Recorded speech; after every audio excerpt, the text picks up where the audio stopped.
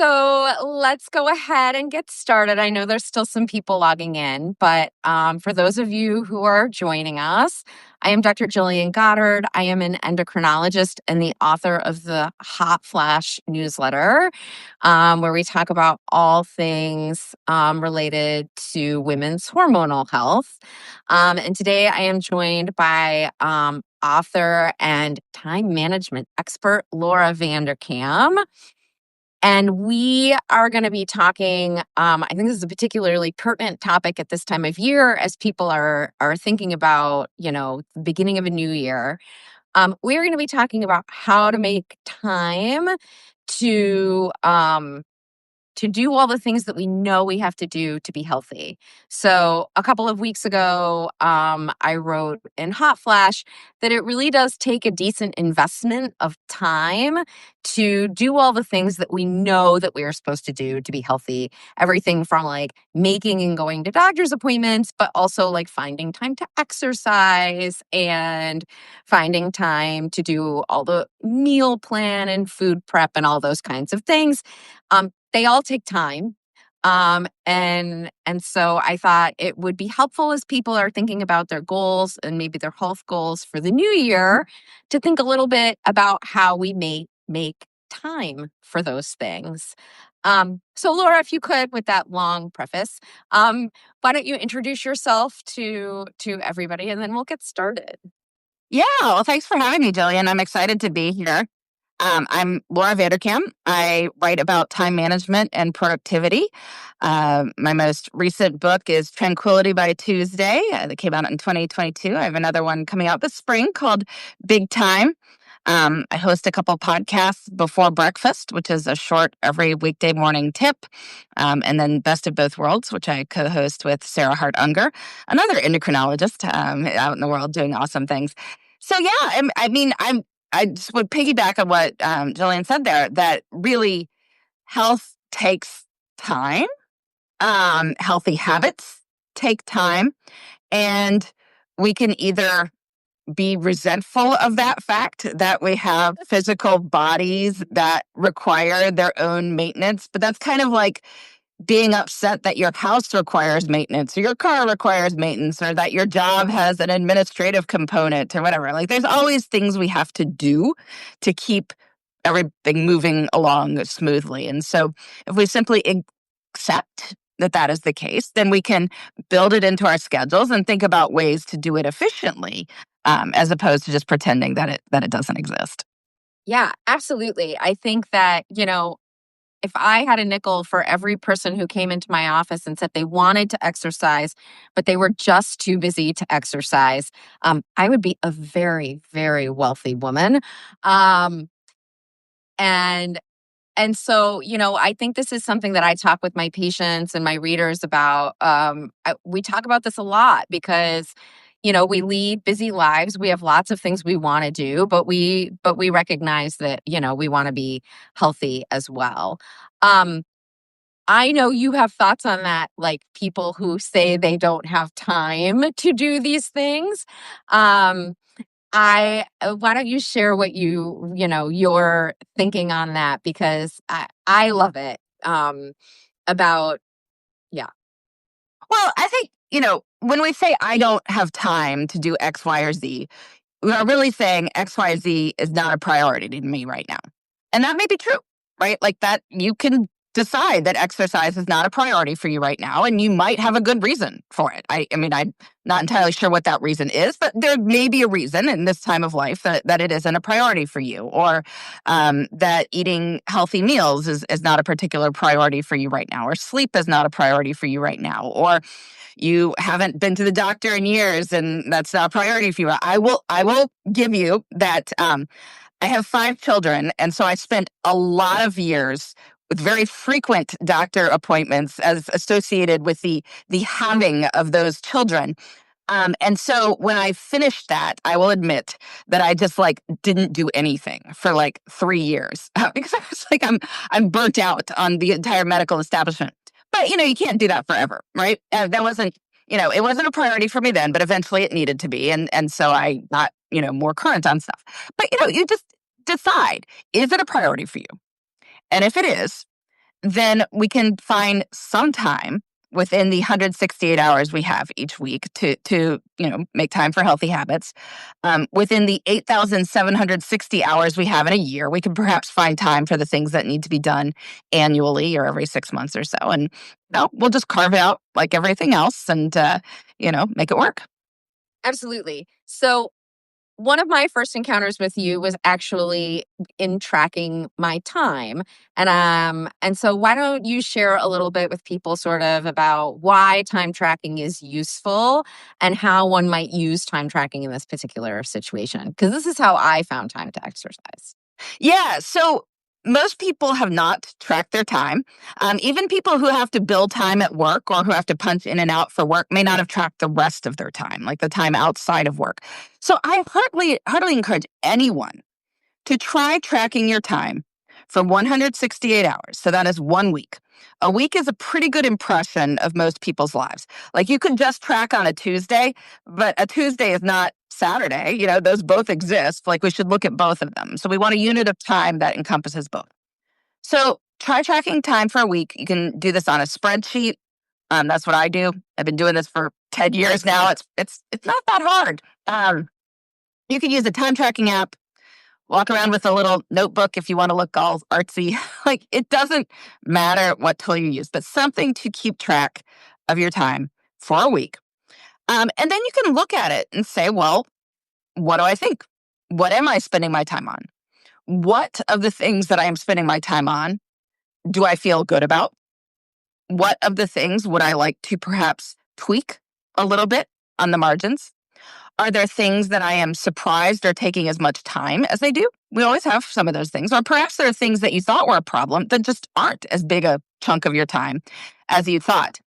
And I think when people do this, they people worry about it like, oh, we're playing gotcha here. Like I feel like I'm drowning and this is going to show that I have 2 hours of Netflix on my schedule. Like I don't care about that at all. And everyone does it. Everyone scrolls, everyone streams, there's going to be time that is, not on our top priorities or whatever. But most people, when they track their time, actually feel better about their time. And that is because you see that the things you have to do generally do not consume all 168 hours of the week. You often are making space for family members, and there often is some downtime available, which could be repurposed if you choose to do things with it. Absolutely. Absolutely. Um, so if people have questions for Laura or I about sort of healthy habits and finding time for healthy habits, please go ahead and send a message in the chat. Um, but let's talk a little bit about what some of those habits might be and some of the ways in which people might work them into their schedule. So, what I tell people is my number one priority for them from a health perspective. I'm going to assume that we've all stopped smoking at this point. So for many years when I was training, stopping smoking was the one thing I said people had to do. And that was like their number one priority. Our generation does not tend to have that issue. So I always tell people their absolute number one priority, as far as being healthy is concerned, should be focusing on their sleep. And making sure that they really are getting that 7 to 9 hours of sleep per night. Um, and this is one where I get a fair amount of pushback from people. And some of that pushback is totally legitimate, especially when people have young kids. Your time at night may be interrupted involuntarily by the other people who live in your house. But to the degree that we have control over that, um, I'd love to talk a little bit about some of your ideas about how people can make sleep a priority. Yeah. So, one of the things I discovered when I began tracking my time continuously, so I started this in April of 2015. I began keeping track of my time, and I've recorded every half hour of my life since April of 2015. Which is wild. But Which was wild. But I had a baby in January of 2015. So I started this when I had a 3-month-old. Okay. So an infant. And my sleep was interrupted. And then I had another baby in December of 2019. My sleep was interrupted then. The child who was born in 2015 is a horrible sleeper. So, it kept going for a while as well. Yeah. But the crazy thing was, I soon discovered that over any long stretch of time, I averaged about 7.4 hours of sleep a day. Now, it wasn't necessarily all that orderly, especially in the infant days, but I slept that amount in 2015. I slept that amount in 2016. I slept that amount in 2017, 2018, every year it would average out to 7.4. So I'm pretty sure this is my sleep set point. One way or another, my body gets it too. Yep. I'm guessing most people who are not chronic insomniacs also have a pretty strong sleep set point. Okay. I have found the same thing. Mine is 7.6. So I need 7.6 extra minutes. But so Jillian gets an extra 12 minutes. Okay. But, once you know your sleep set point, your goal should be to get as close to that amount each night as you can. Because you need to understand you are not saving any time by skimping on it. Because whatever you skimp on that on Tuesday night, so you're up late and getting up bright and early Wednesday morning, you're going to crash on the weekend, or you're going to sleep through your alarm on Friday. You're going to crash on the couch on Thursday night and get that amount of sleep. So your body will find that sleep somewhere. It's a question of whether you are in charge of when that sleep happens or whether your body makes you catch up on it, right? So once you know that, you are so much better off just getting the same amount every night because then you can control it. And the best way to do that is to figure out when you need to wake up in the morning, which you probably know. Most adults set an alarm because they have to wake up for work or family responsibilities. Count back the amount of sleep you need, and that is your bedtime. You, as an adult, need a bedtime. Now, I will grant, I know there are certain situations where people have slightly different things. They have shift work. I know Jillian has 2 days where she commutes into New York. And so her day, she's not going to do the exact same amount every single night. But as close as you can get to it is good, because you don't want to enter the weekend with a huge sleep debt. Because then you don't want to start the next week with a huge sleep debt that you're catching up on too. You do this, you will get the amount of sleep you need. You'll feel so much better. You'll have so much more energy. So that's sort of my number one tip for that. yeah, no, you're right. So I have a little bit of a variation on that. So 2 days a week, I get up at 4:45 in the morning because I leave my house a little bit before 6 o'clock to drive into the city to see patients. Um, but I still go to bed between 10 and 10:30 every single night.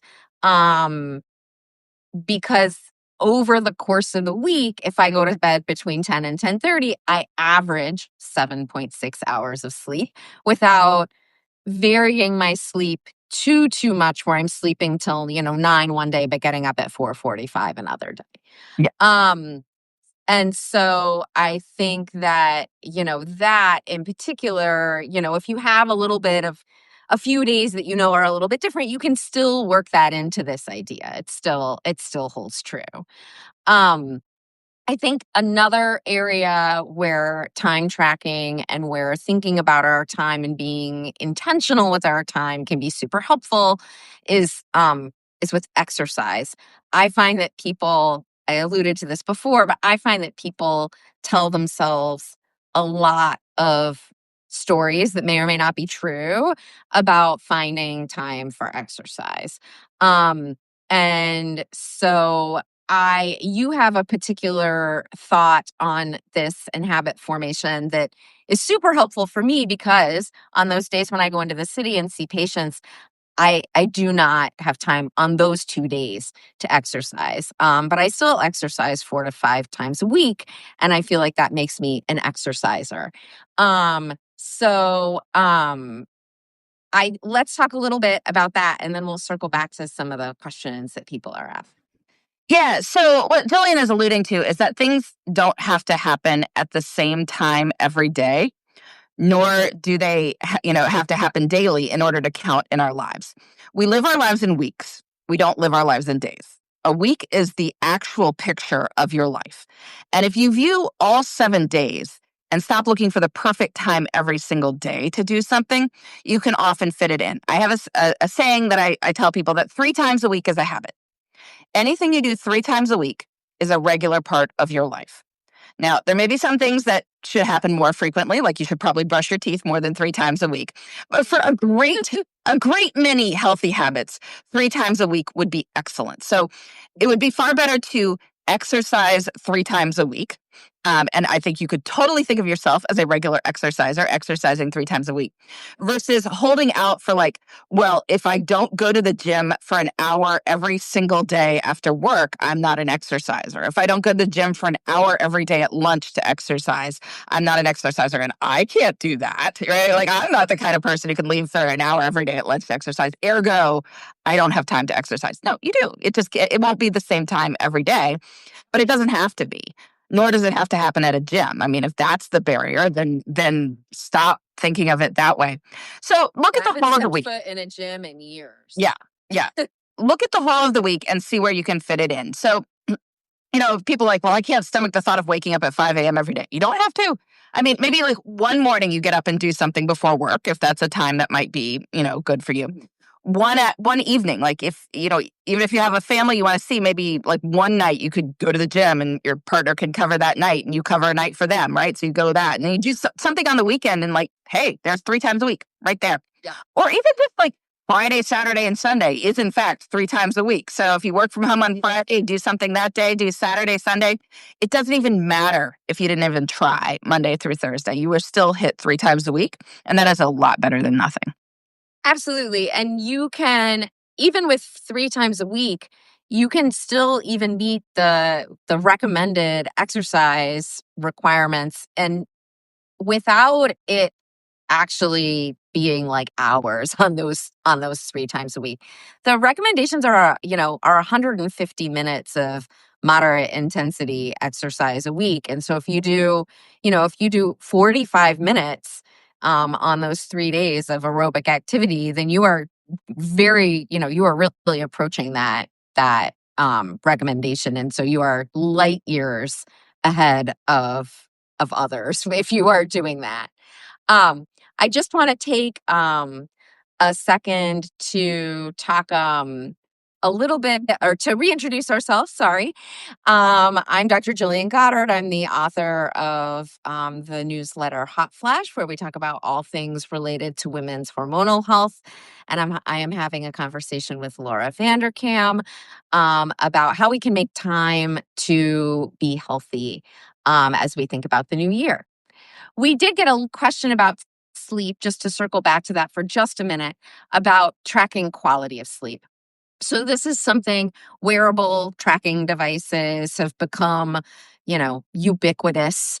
Aura rings, Apple Watches, Garmin, like you name it. There are lots of different ways to track all kinds of metrics about ourselves. And I think that these things can have some variable utility. Some of it is about the accuracy of the tracking itself, which is is variable. And there are definitely times when I have seen data from these devices that is um, not necessarily like doesn't make a whole lot of sense. And so I think you want to be careful when you're interpreting this data to make sure that you're getting good data.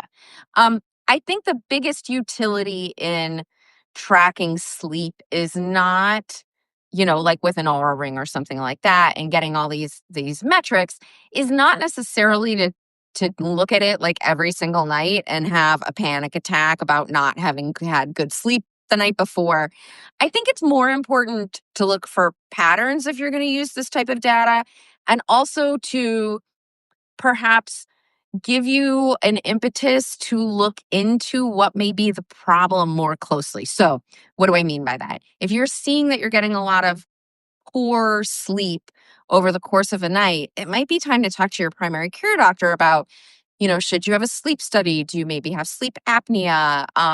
Looking for patterns like, is alcohol or certain types of food affecting your sleep? So if you have like a drink the night before, or if you have a very carb heavy dinner, is that affecting your sleep? And might that be affecting your blood sugar or other things about your sleep? And that's really where I think that kind of tracking is helpful. I'm not sure that having all the data on like at this granular level about every single night of sleep is necessarily helpful. We all have the occasional bad night of sleep. Um, and it's pretty unavoidable as a human to have incredible sleep every single night. The other thing I will say is people don't love this, but it's true.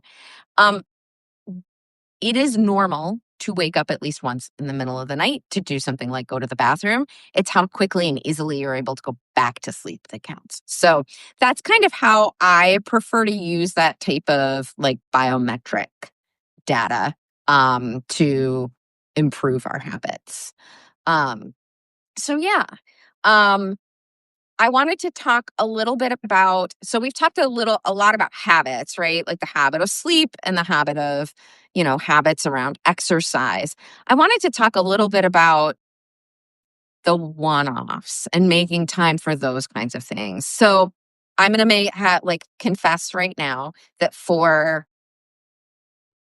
at least 3 years, one of my annual goals was to bring my health maintenance up to date. So I think, like a lot of people, I kind of fell off my annual health maintenance during the pandemic. Some of my practitioners moved and left their practices. And I think that that's like a really common experience. But I will tell you, as of the 23rd of December, if my appointment does not get canceled, I will officially be completely up to date with my health maintenance once I have my skin check. That's been the hardest one to pin down.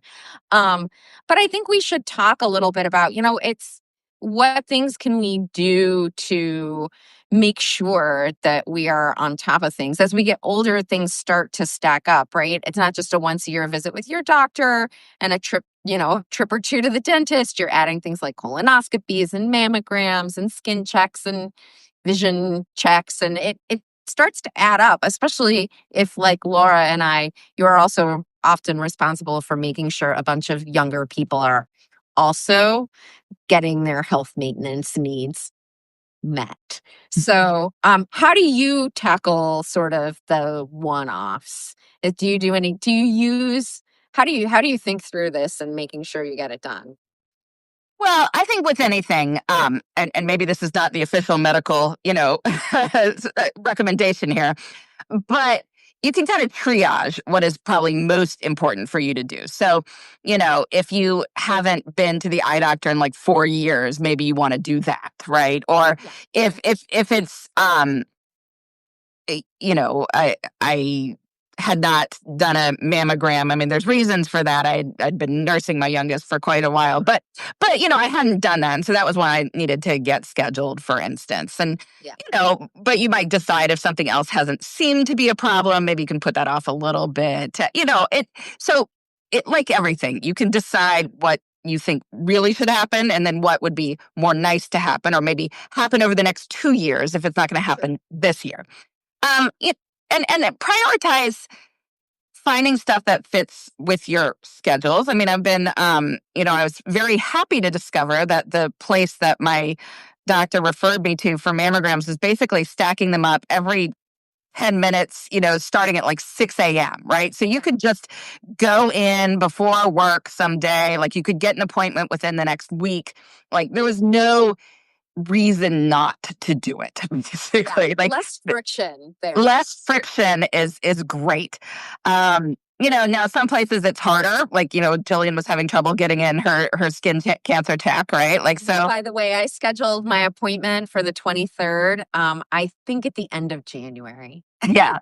Yeah. I would say those types of things are usually the ones that people struggle with the most. The doctors like that have like the long lead times. And I think the answer there is you just the goal is to make the call to schedule the appointment and then make sure that you're going to go no matter what.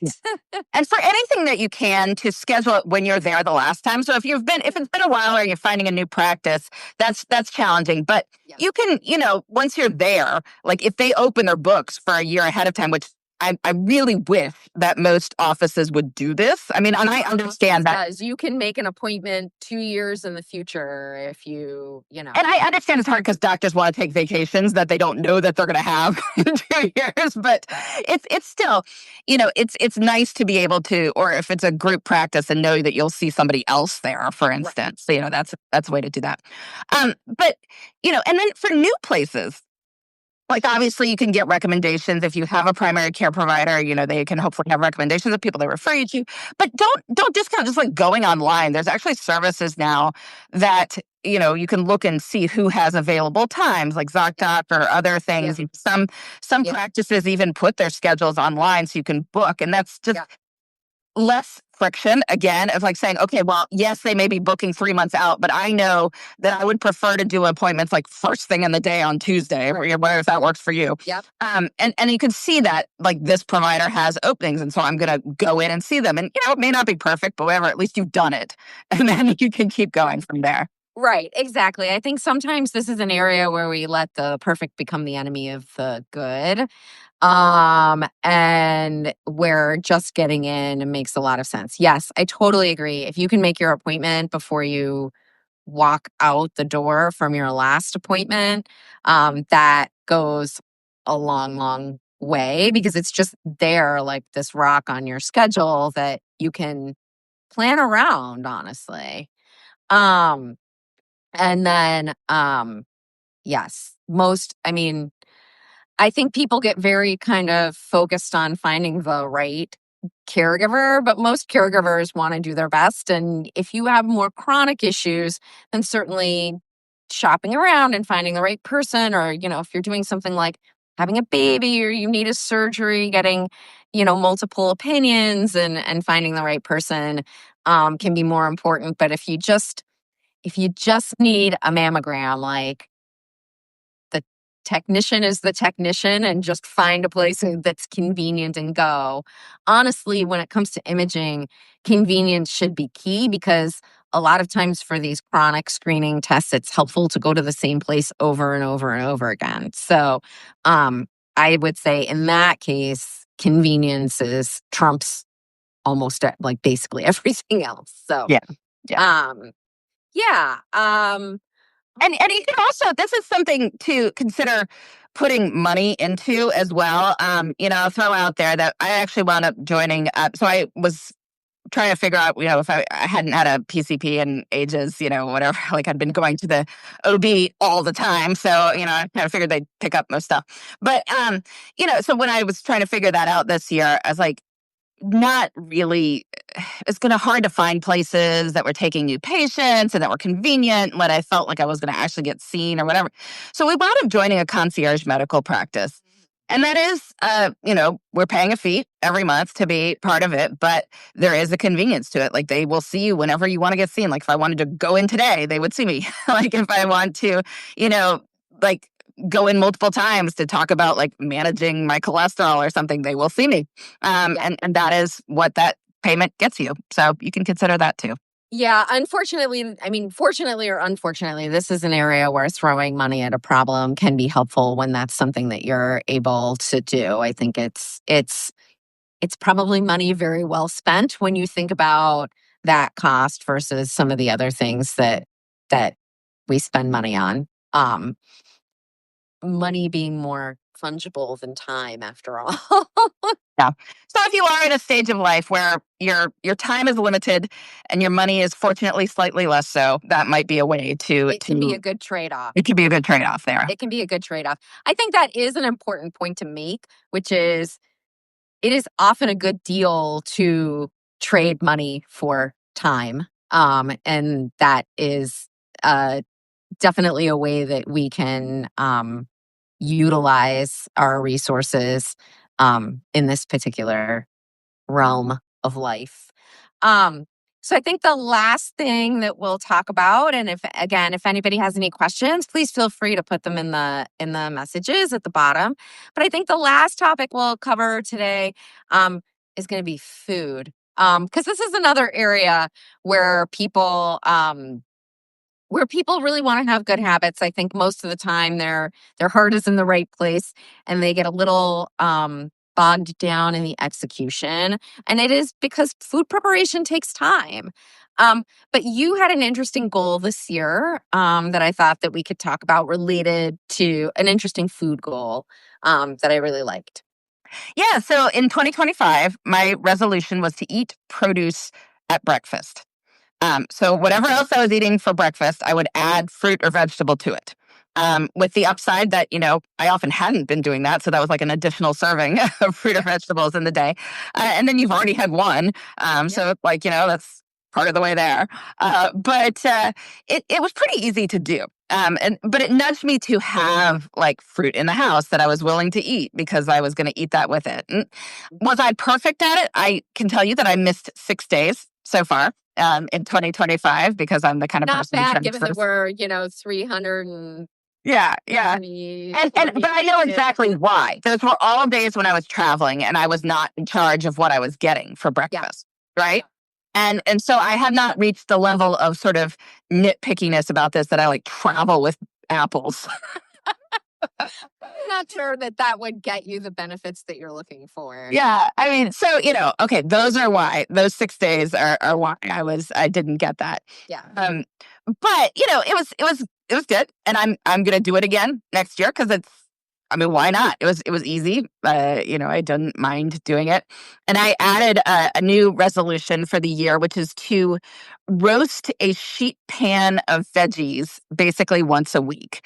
If you cut up cauliflower and broccoli with a little olive oil and salt, they're pretty tasty, and They it's a good are. way to Some healthy fats in there. healthy fats and because roasting the veggies makes them a little sweet as like caramelization, and then Yeah. oil and salt, it's like you've got sweet salt and fat, like woohoo. It's good stuff. Good combination. A good combination. And that just that I'm eating like a head of broccoli and a head of cauliflower every week, more or less. And so it's an additional serving of those, plus multiple servings of that I eat over the course of the week, and just put the leftovers in the fridge and add it to as a side to my lunch or whatever else. And it's not that hard to find ways to get a little bit more produce into your life. Yeah. And you know what I really like about this goal? There's a few things that I really like about it. One is there's some downstream effects that it's having on your life that you're kind of not even thinking about, right? So you're you're making a priority to bring healthy foods into the house, and I think that that is, that totally changes how you are thinking about thinking about food all day long, even though it was really a goal for breakfast. I also think that these types of goals are really helpful because they're about adding and not about restricting. But they really do crowd out um, some of the things that you might have eaten otherwise because you've A, made this decision already, and B, you have the things at hand to carry it out. And so I always like a food goal that adds as opposed to restricts when we think about this, because I'm sure, despite the fact that it wasn't your intention, that you shifted the macros in your diet sort of naturally and probably didn't necessarily go for some things that you would have gone for if you hadn't made this goal. And so I think this is a great goal. I remember when you said you were going to do this, I was like, "Ooh, I love that. That's great." So I really liked that one a lot. I also think that this is one where just planning meals, and you and I kind of tackle this in the same way. We have the same plan every week and kind of execute over and over and over again on that as well. Um, so yeah. Um, so I think that we will wrap things up, but this has been so fun. Hopefully people have gotten some great inspiration for thinking about how to incorporate some healthy habits for 2026. I would absolutely love it if everybody was going to bed at their bedtime most nights in 2026. That would be a great outcome. Thank you so much, Laura, for joining me. And thank you for everyone who joined us and asked questions. Yes, thanks for having me. Of course, my pleasure. We'll have you back again sometime soon. Sounds good. All right. Thanks, guys. We'll see you soon. Bye bye.